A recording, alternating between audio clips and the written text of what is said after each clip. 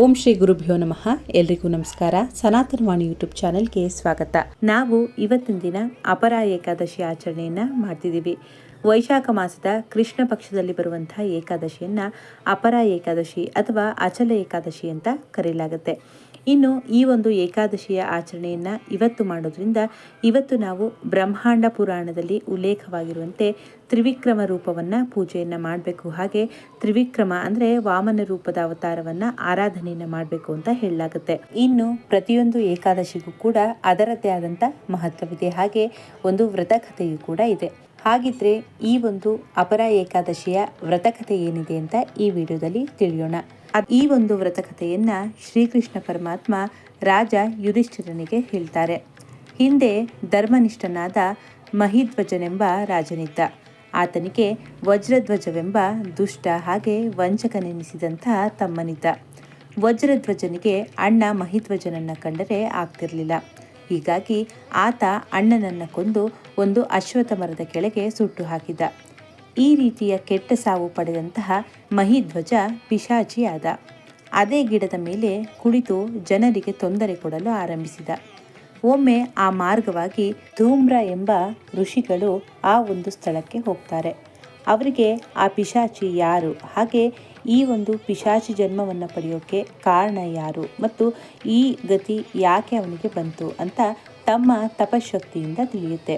ಅವರು ತಾವೇ ಈ ಒಂದು ಅಪರ ಏಕಾದಶಿ ವ್ರತವನ್ನು ಆಚರಿಸಿ ದ್ವಾದಶಿ ಎಂದು ಈ ವ್ರತದ ಪುಣ್ಯವನ್ನು ಪಿಶಾಚಿಯಾಗಿದ್ದಂತಹ ಮಹಿಧ್ವಜನಿಗೆ ಧಾರೆಯನ್ನು ಇರುತ್ತಾರೆ.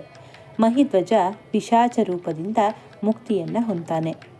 ಇದು ಈ ಒಂದು ಅಪರ ಏಕಾದಶಿಯ ದೃಷ್ಟಾಂತ ಅಥವಾ ಒಂದು ವ್ರತಕಥೆ ಆಗಿತ್ತು. ಇನ್ನು ಅದಷ್ಟೇ ಅಲ್ಲದೆ ಈ ಒಂದು ವ್ರತದ ಆಚರಣೆಯಿಂದ ಬ್ರಹ್ಮಹತ್ಯೆ ದೋಷ ಹಾಗೆ ಭೂತಬಾಧೆ ಜೊತೆಗೆ ದುಷ್ಟಯೋನಿಗಳಲ್ಲಿ ಜನನ ಮತ್ತು ಪರರ ನಿಂದನೆ ಇತ್ಯಾದಿ ಪಾಪಗಳಿಂದ ಮುಕ್ತಿ ದೊರೆಯುತ್ತದೆ ಅಂತ ಪುರಾಣಗಳಲ್ಲಿ ತಿಳಿಸಲಾಗುತ್ತೆ.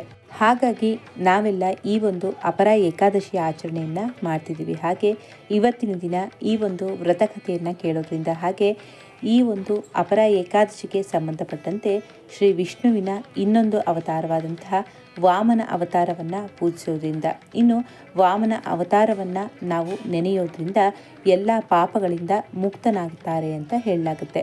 ಹಾಗಾಗಿ ಇವತ್ತಿನ ದಿನ ವಾಮನ ರೂಪಿ ಭಗವಂತನನ್ನು ಸ್ಮರಣೆಯನ್ನು ಮಾಡಿ ಇವತ್ತು ಯಾರೆಲ್ಲ ಅಪರ ಏಕಾದಶಿಯ ಆಚರಣೆಯನ್ನು ಮಾಡಿದಿರ ತಪ್ಪದೆ ಈ ಒಂದು ವ್ರತಕಥೆಯನ್ನು ಕೂಡ ಕೇಳಿ.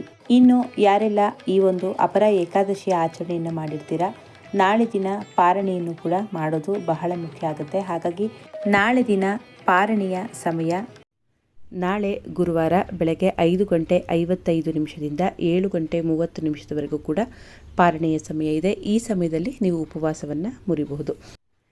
ಇನ್ನು ದಾನದ ವಿಚಾರಕ್ಕೆ ಬಂದರೆ ಉಪವಾಸದ ಪ್ರತಿ ಬಾರಿನೂ ಕೂಡ ಅಷ್ಟೇ ಏಕಾದಶಿ ಆಚರಣೆಯನ್ನು ಮಾಡಿ ನಂತರ ದ್ವಾದಶಿ ಎಂದು ನಿಮ್ಮ ಯಥಾಶಕ್ತಿ ದಾನವನ್ನು ಕೊಡಬೇಕಾಗತ್ತೆ. ಹಾಗಾಗಿ ಬ್ರಾಹ್ಮಣರಿಗೆ ಊಟವನ್ನು ಮಾಡಿಸುವಂಥದ್ದಾಗಿರ್ಬೋದು ಅಥವಾ ಅಗತ್ಯವಿರುವಂಥವರಿಗೆ ನಿಮ್ಮ ಕೈಲಿ ಆದ ಮಟ್ಟಿಗೆ ದಾನವನ್ನು ಕೂಡ ಕೊಡಬಹುದು.